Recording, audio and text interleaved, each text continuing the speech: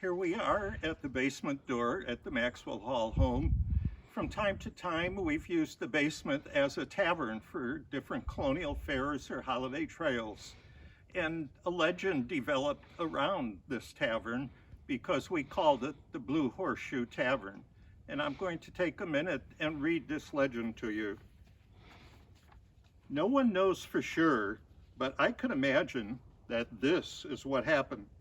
The year was 1768. It was a few days before Christmas, and George Maxwell had gone into Annapolis to purchase some farming supplies.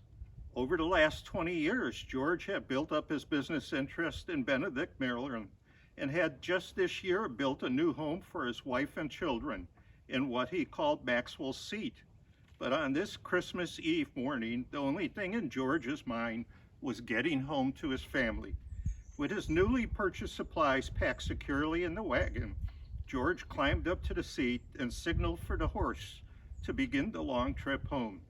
He had hoped to make it home before dark, but a few hours into the trip, the snow began falling.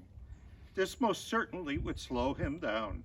Not expecting to see anyone traveling on Christmas Eve, he was startled when he came upon a young couple with a newly born baby boy cuddling on the side of the trail. Their horse had thrown a shoe and could no longer carry the mother and child without it. Fortunately for them, George's wagon carried the extra horseshoes George had just purchased a few days before. It didn't take long for George to hammer the new shoe in place, but in the process, he noticed something very strange.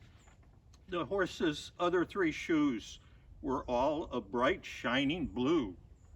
The thankful young family was back on their way in no time at all, and George was heading home once more.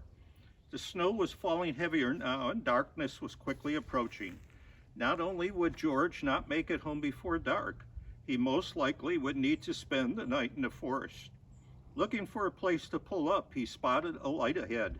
As he approached the light, he could see it was a blue horseshoe, glowing brightly and giving off the warmth of a campfire, a warmth that would keep George alive during that cold, snowy night.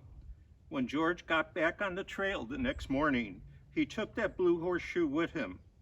George nailed that blue horseshoe above the doorway of his new home for good luck, and over the years, his business did prosper, until many years later, he passed away.